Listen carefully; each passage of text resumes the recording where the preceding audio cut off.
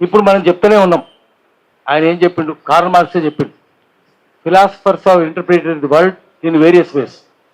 తత్వవేత్తలు ప్రపంచాన్ని రకరకాలుగా విశ్లేషించారు, వ్యాఖ్యానించారు. అది కాదు మనకు కావాల్సింది. The question is how to change the world. ఎట్లా మారుస్తాం అది కావాలి. మనం ఇప్పటిదాకా చాలా అనుభవించినాం. మనం ఎంత అనుభవించినాం? అందరు దొంగలే కదా, ఒకడే దొంగ కాదు. నిజాం పోయిండు అనుకున్నాం. పోలీస్ యాక్షన్ తర్వాత నిజాం పోలే. 1956 అక్టోబర్ 31 వరకు నిజామే రాజ్భవన్ ఉన్నాడు. ఆయన పేరు మీద పరిమాణాలు వచ్చినాయి. ఆయనే రాష్ట్ర ప్రముఖ్. చాలా కేసులు కూడా అయినాయి. పీజే రెడ్డి మీకు కేసు తెలుసు, సార్కు తెలుసు. ఇక్కడే కాదు, మైసూర్ రాజు ప్రముఖగానే ఉన్నాడు, గ్వాలియర్ రాజు ప్రముఖగానే ఉన్నాడు, ఇందోర్ రాజు ఉన్నాడు, కశ్మీర్ అందరూ అట్లనే ఉన్నాడు, తిరువాన్కూర్ రాజు. రాజ్యం మారితే స్వభావం మారదు. అదే మళ్ళీ ఆ దొంగలే పరిపాలన చేశారు. 520 మంది రాజులే పరిపాలన చేశారు భాషా ప్రయుక్త రాష్ట్రాలు ఏర్పడే వరకు. అది స్టాండ్ స్టిల్ అగ్రిమెంట్ బ్రిటిష్ వాళ్ళకు, నెహ్రూకు, కాంగ్రెస్ పార్టీకి మధ్యన. కాంగ్రెస్ పార్టీ చరిత్ర మొదటి నుంచి ద్రోహ చరిత్రనే. 520 మంది గుడిగా చేసిన చరిత్రనే కదా. ప్రీ పర్సెస్ కూడా ఇచ్చారు కదా వాళ్ళందరూ రాజభరణాలు. ఇంకా చేసిన దోపిడీ సరిపోలేదని రాజభరణాలు కూడా ఇచ్చారు. ఒకటి ఏంటంటే స్వాతంత్రోద్యమంలో డప్పు సుబ్బారావు అనేటోడు, వాడు డిఎస్పి, పొట్టు కొట్టిన అందరి డప్పు లెక్క కొడదు. వాని ఇంటి పేరు వేరే ఉంది.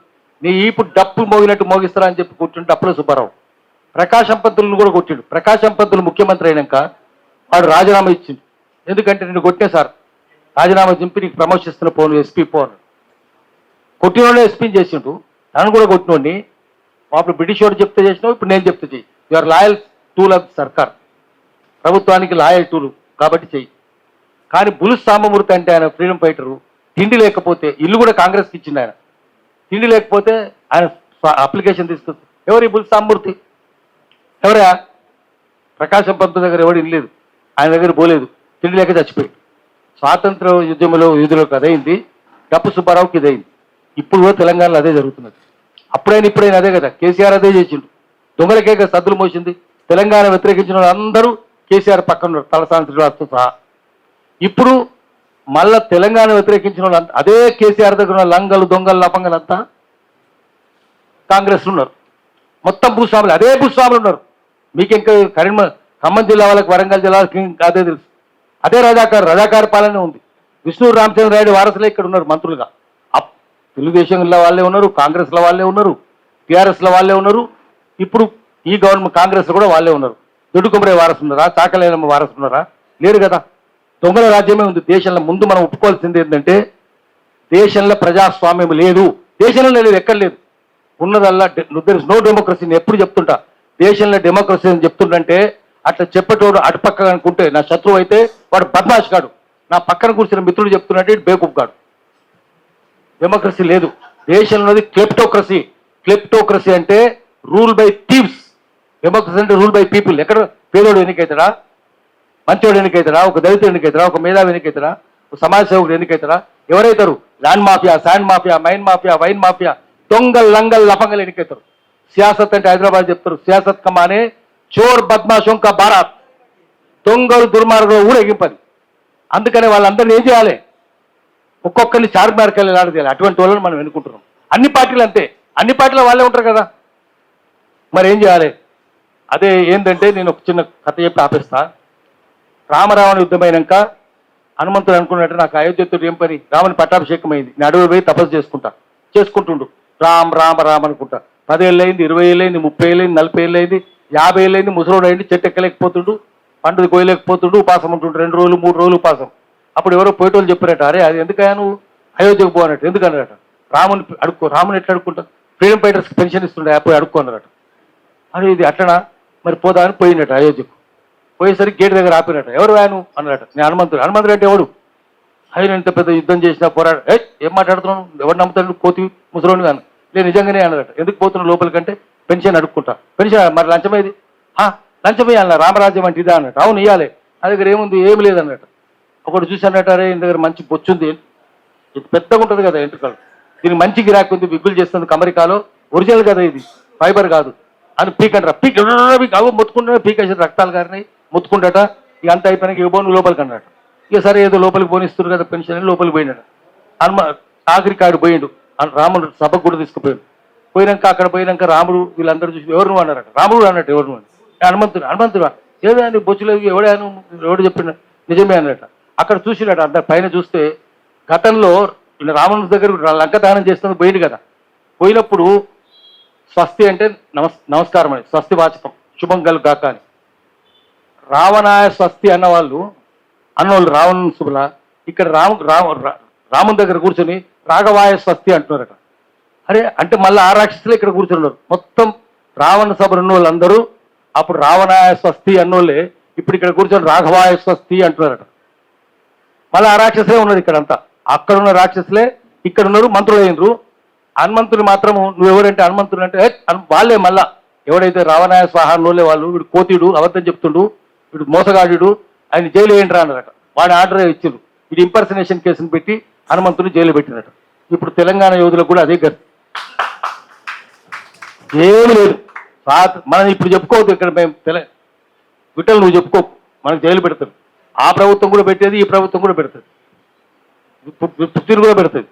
మనం చెప్పుకోవద్దు. ఇప్పుడు మేము తెలంగాణ కోసం 95-96 నుంచి పోరాటం చేస్తాం. ఏం చేశారు? బెల్లెల్తని చంపారు కదా. బెల్లెల్త పేరు చెప్తుందా ఈ ప్రభుత్వం? ఆ ప్రభుత్వం చెప్పిందా ఈ ప్రభుత్వం చెప్పిందా? లేదు, చెప్పలేదు. బెల్లెల్త చెప్పరు. ఒక్క 18 మందిని భువనగిరి చంపింది 18 మందిని. ఇక్కిరి సిద్ధులు, ముక్కా కరుణాకరు, శ్రీరాములు యాదవ్ ఎంతమంది 18 మందిని చంపిరి. మహారాజు వీరని పేరు చెప్తారా ఎప్పుడన్నా? ఎవ్వరు చెప్పరు. తెలుసు ఆయనకు. ముందు వాళ్ళ పేరు చెప్పమనండి వీళ్ళను. మా సంగతి తర్వాత విషయం. బలైన వాళ్ళు కదా వాళ్ళు. వాళ్ళ పేరు చెప్పాను. నీ పాడుముఖాన్ని తెలుసా? నువ్వు ఎక్కడనో అప్పుడు కేసీఆర్ ఎక్కడుండు? తెలంగాణ ఉద్యమం 95-96 మొదలు పెట్టినప్పుడు బెల్లెల్తని చంపినప్పుడు ఎక్కడుండు? అప్పుడు చంద్రబాబు నాయుడు పాదాలు తీసుకుంటున్నాడు. చంద్రబాబు నాయుడే చంపింది. చంద్రబాబు నాయుడు మాధవరెడ్డి చంపింది. వాళ్ళ పాదాలు తీసుకుంటున్నాడు. వాళ్ళ బూట్లు నాక్కుంటా. పృథ్వీరాజ్ భాషలు చెప్పాలంటే బూట్లు నాక్కుంటున్నాడు.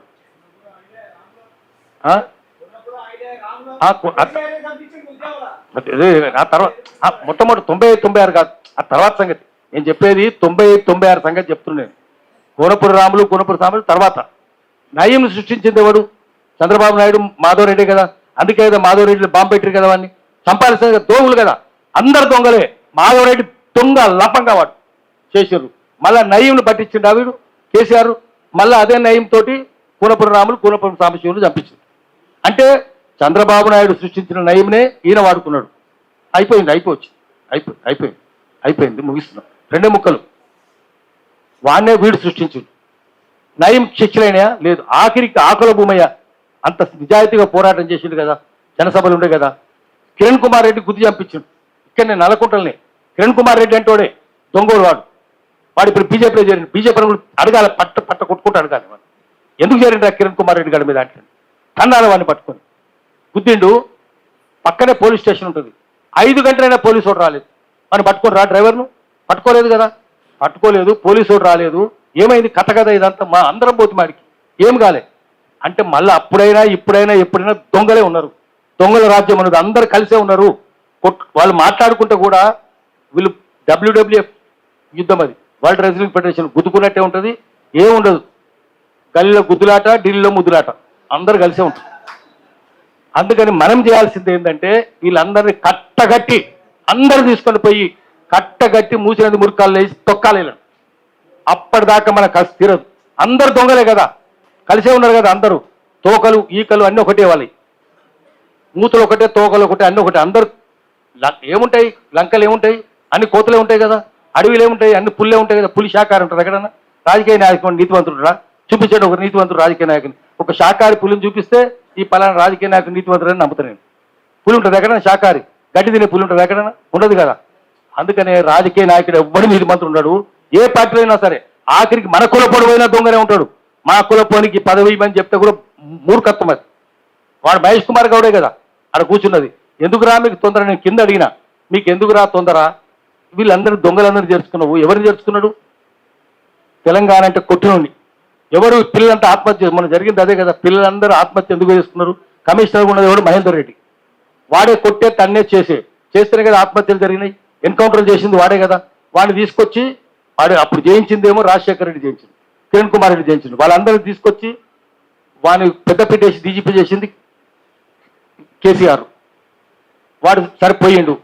వాడు అన్ని దొంగ పనులు చేయించాడు కేసీఆర్ తోటి, అన్ని ఫోన్ ట్యాపింగ్ కూడా వాడే చెప్పించాడు.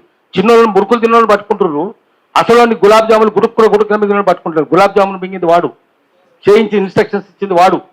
వాళ్ళు చేసిరా చేయలే, వాడు చేయలేదు. ఇప్పుడు వీడు తీసుకొచ్చి ఏం చేసిండు రేవంత్ రెడ్డి, వెంటనే రిటైర్ అయిన తీసుకొచ్చి పబ్లిక్ సర్వీస్ కమిషన్ చైర్మన్ చేస్తావా? అందరు కలిసే ఉన్నారు కదా, మొత్తం కలిసే ఉన్నారు కదా, తెలిసిపోతుంది మహేందర్ రెడ్డిని. ఓ 1,00,000 కోట్లు కూడా కావచ్చు దొంగాడు వాడు వీడు అందరు దొంగలే. రాజకీయ నాయకులు లంగ లఫంగలు ఉంటారు.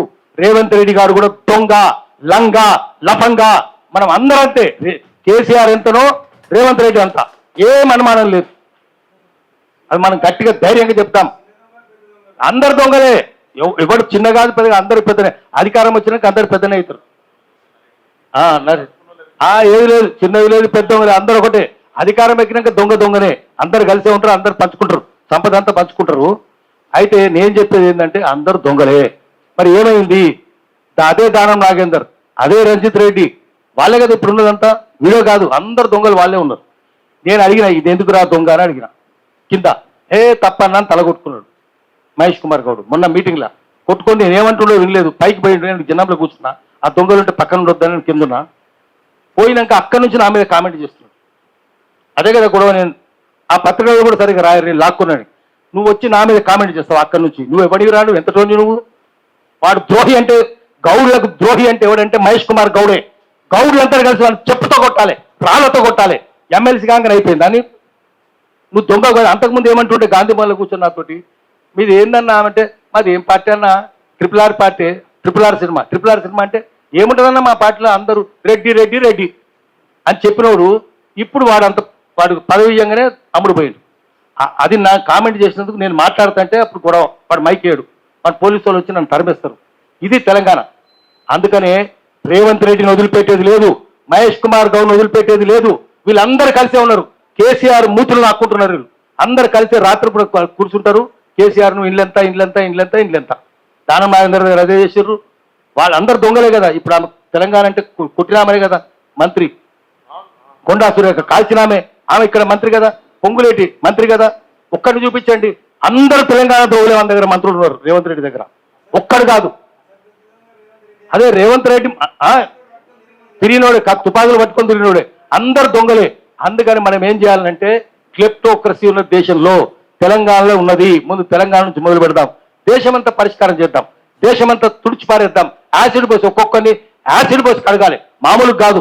అందుకనే దానికి ఏం తీర్మానం చేయాలి, ఎటువంటి దృఢదీక్ష కావాలి, ఎటువంటి సైన్యం కావాలి, ఎటువంటి దృఢ సంకల్పం కావాలి, అది చంద్రకుమార్ గారు చెప్తారు మనకు. అందరం కూర్చొని చర్చిద్దాము, ఒక సైన్యం తయారు చేద్దాం. ఆ సైన్యము అది తెలంగాణ, ఏం పెద్ద కష్టం కాదు. నిజాయితీగా ఉండే పార్టీ ఉండాలి, నిజాయితీగా, దానికి చిత్తశుద్ధి ఉండాలి, సమిష్టి నిర్ణయాలు ఉండాలి, వ్యక్తిగత నిర్ణయాలు కాదు. సమిష్టి నిర్ణయాలు, సమిష్టి ఆచరణ, వ్యక్తిగత బాధ్యత, అట్లా ఉండి చేసేటట్టుంటే ఒక మేనిఫెస్టో రాసుకోవాలి, కాన్స్టిట్యూషన్ కూడా రాసుకోవాలి. ఈ మేనిఫెస్టో అమలు చేయడానికి ఎలక్షన్ కమిషన్ ఏం చేస్తున్నది? ఎలక్షన్ కమిషన్ దగ్గర రిజిస్ట్రేషన్కి పోతే how do ensure internal democracy ఉన్న పార్టీని అడుగుతుంది. మరి ఏ పార్టీలో ఇంటర్నల్ డెమోక్రసీ ఉందా? ఏ పార్టీ లేదు. మరి ఎలక్షన్ కమిషన్ కళ్ళు లేవా, పండ్లు లేవా, కూరలు లేవా? ఏమి లేవు. ఎలక్షన్ కమిషన్ దగ్గర పోయి మేనిఫెస్టో కాన్స్టిట్యూషన్ చూపిద్దాం పార్టీలు. ఏం చేస్తున్నారు మీరు? ఎలక్షన్ కమిషన్ అడగాలి. హైదరాబాద్లో వాళ్ళ పార్టీ ఆఫీసులకు పోయి మేనిఫెస్టో చెప్పి ఒక్కటన్నా అమలు చేసినారా మీరు అడగాలి. అట్లా అన్ని పార్టీల దగ్గర పోయి వాని పార్టీ ఆఫీస్ దగ్గర పోయి తగలబెడదాం. వాడు రాణిసరా లేదా వేరే విషయం. మీ మేనిఫెస్టో ఏంది? ఎలక్షన్ కమిషన్ ఆఫీస్ ఇక్కడ CEO దగ్గర ఉంటే నీ కళ్ళు ఉన్నాయరా? అరే నువ్వు ఏ వాడు ముఖ్యమంత్రి అని మూతరాకుంటుంటావు కదా అని CEO దగ్గర అడుగుదాం, ఏదిరా ఇంటర్ డెమోక్రసీ పార్టీలోని సమిష్టి నిర్ణయాలు ఏదిరా అని. అట్లా ప్రజల్ని చైతన్యవంతం చేసి తద్వారా ఒక నూతన రాజకీయ సంస్కృతి, ప్రజల సంస్కృతి అట్లా తీసుకొచ్చేటట్టుగా, యువకులు తీసుకొచ్చేటట్టుగా యువకులు ఉండాలి. చంద్రకుమార్ గారిది నాది వయసు అయిపోయింది, కానీ మేము మీకు గైడ్ చేస్తుంటాము. మీరందరూ తుపాకులు పట్టుకొని ఉండాలి. మేము ఎంటుంటాం, తుపాకులు పట్టుకొని ఉంటే మేము ఎంటుంటాము. రథం, మీ రథం అయితే సారథ్యం అయితే మేము చేస్తాం. ఆ సారథ్యం చేద్దాము. దీనికి 4 రకాల సారథులు కావాలి. చంద్రకుమార్ గారితో నా రిక్వెస్ట్ ఏంటంటే మీరు కూడా సారథిగా ఉండాలి. 4 రకాల సారథులు ఉంటారు. శల్యుడు ఒకసారి, శల్య సారథ్యం వద్దు మనకు, శకుని సారథ్యం వద్దు, వాళ్ళు ఎటువంటి వాళ్ళు తెలిసి ఇద్దరు. అర్జున సారథ్యం ఏమో ప్రాణాపాయం కాపాడుతుంది తప్ప గెలిపించదు. కృష్ణ సారథ్యం ఉండాలి, కృష్ణుడు ఒక్కడే గెలిపిస్తాడు. కృష్ణ సారథ్యం చంద్రకుమార్ గారు లాంటి వాళ్ళు తీసుకుంటే మేమంతా ఆయుధాలు కూడా పడతాం. అందరం కలిసి ఆయుధాలు పడదాం, గురి చూద్దాం, ఒక్కొక్కరిని మస్తిష్కం పగలగొడదాం. నమస్కారం.